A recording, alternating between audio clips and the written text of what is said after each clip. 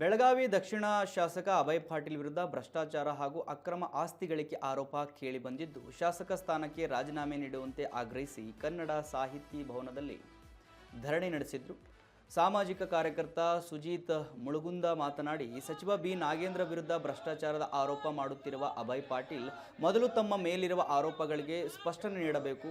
ನಾಗೇಂದ್ರ ಅವರ ರಾಜೀನಾಮೆ ಕೇಳುವ ಮೊದಲು ಅಭಯ್ ಪಾಟೀಲ್ ತಮ್ಮ ಮೇಲಿರುವ ಆರೋಪಗಳಿಗೆ ಉತ್ತರ ನೀಡಲಿ ಅಂತ ಹೇಳಿ ಒತ್ತಾಯಿಸಿದರು. ಈಗಾಗಲೇ ತಮಗೆಲ್ಲ ಗೊತ್ತಿರುವ ಹಾಗೆ ಏನು ಭಾರತೀಯ ಜನತಾ ಪಾರ್ಟಿಯ ವತಿಯಿಂದ ರಾಜ್ಯಾದ್ಯಂತ ಒಂದು ಪ್ರತಿಭಟನೆ ಹಮ್ಮಿಕೊಂಡಿದ್ದಾರೆ.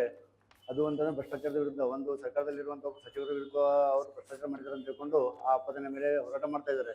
ಆ ನೈತಿಕ ಹಕ್ಕು ಭಾರತೀಯ ಜನತಾ ಪಾರ್ಟಿ ಅವ್ರಿಗೆ ಇಲ್ಲ ಅಂತ ತಿಳ್ಕೊಂಡು ಹೇಳಕ್ಕೆ ಇಷ್ಟಪಡ್ತಾ ಇದ್ದೇನೆ. ಯಾಕಂತ ಹೇಳಿದ್ರೆ ನಮ್ದೇ ಸ್ವತಃ ಪಕ್ಷದಂತ ಎಲ್ಲಿರುವಂತಹ ಶಾಸಕರ, ಬೆಳಗಾವಿ ದಕ್ಷಿಣ ಕ್ಷೇತ್ರದ ಶಾಸಕರಾಗಿರುವಂತ ಅಭಯ್ ಪಾಟೀಲ್ ಅವರ ಮೇಲೆನೆ ಭ್ರಷ್ಟಾಚಾರದ ಆರೋಪದ ಮೇಲೆ ಸುಪ್ರೀಂ ಕೋರ್ಟ್ನಲ್ಲಿ ಈಗಾಗಲೇ ಕೆಲಸ ತನಿಖೆಯಲ್ಲಿ ಹಂತದಲ್ಲಿದೆ, ಅಲ್ಲಿ ಆರ್ಗ್ಯುಮೆಂಟ್ ಇದರಲ್ಲಿ ಇದೆ. ಸೊ ಹಾಗಾಗಿ ಇದನ್ನೇ ಅಭಯ್ ಪಾಟೀಲ್ ಅವರು ಬೆಳಗಾವಿಯಲ್ಲಿ ನೇತೃತ್ವ ತಗೊಂಡು ಯಾವಾಗಿನವರೆಗೆ ಸಚಿವರು ನಾವು ರಾಜೀನಾಮೆ ಕೊಡಂಗಿಲ್ಲ ಅವಾಗಿನವರೆಗೆ ನಾವು ಇದನ್ನ ಮುಕ್ತಗೊಳಿಸಂಗಿಲ್ಲ ನಾವು ಪ್ರತಿಭಟನೆ ಅಂತ ಹೇಳ್ತಾ ಇದ್ರು. ಸೊ ಅದಕ್ಕಿಂತ ಮುಂಚೆ ನಾನು ಭಾರತೀಯ ಜನತಾ ಪಕ್ಷದ ಜನರಿಗೆ ಏನು ಹೇಳ್ತಾ ಇದ್ದೀನಿ ಅಂತ ಹೇಳಿದ್ರೆ, ಮೊದಲು ನಿಮ್ಮ ಸ್ವಪಕ್ಷದ